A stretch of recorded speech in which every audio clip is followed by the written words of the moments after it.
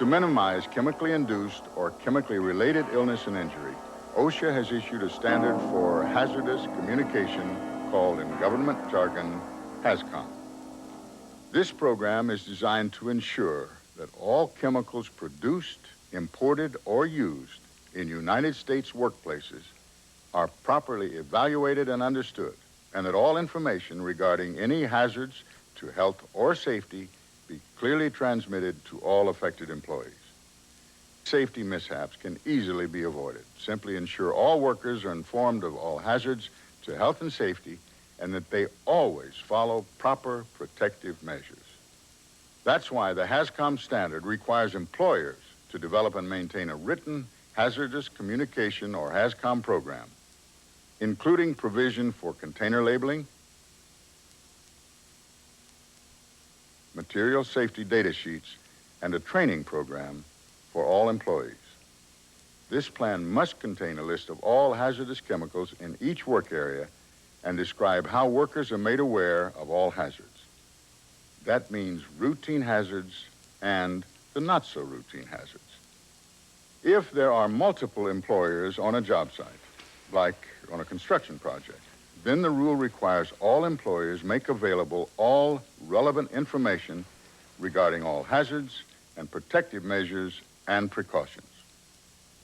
The hazard assessment is critical to the program. All hazardous compounds and their locations must be identified in the plan. Once you've answered these questions and developed a complete hazardous substance inventory, keep it updated as job requirements and chemical inventories change, and make sure the Haz Com file is available to everybody. The MSDS is a document which describes the chemical properties of products, their health, and physical hazards. An MSDS must be provided by the manufacturer or importer when a hazardous chemical is shipped for the first time and any time thereafter upon request. All facilities are required to have an MSDS for each hazardous chemical used in the workplace. Although OSHA has not prescribed the format for the MSDS, the Haz Com program requires that it must be in English and supply certain information. First is the chemical identity. You will also find the physical and chemical characteristics of the product on the MSDS. Under physical hazards, you will learn the compound's potential for fire and explosion. The MSDS recommends extinguishing agents and firefighting methods. Under the health hazard section, you will learn the health hazards of the chemical, the signs, and symptoms of exposure. The law now requires chemical manufacturers, importers, and distributors to label all containers of hazardous substances. The identifier that's listed on any box or container label must be the same that's listed on the Haz Com required safety data sheet and hazardous substance inventory.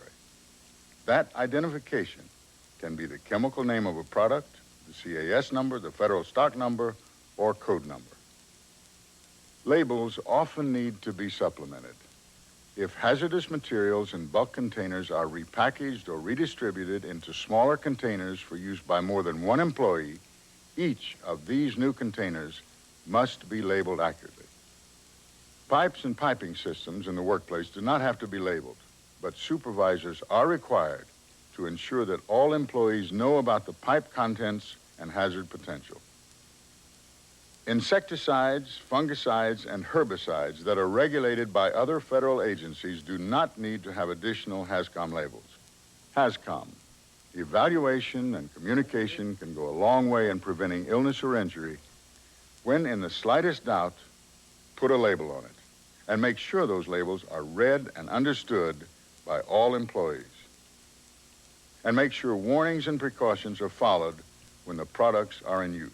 Become familiar with each chemical you work with. Study the material safety data sheets and learn how to protect yourself. This is crucial, not only for you and your health, but for other employees as well. Stay on top, stay informed, and stay safe. This is Claude Akins reminding you that safety is your job, too.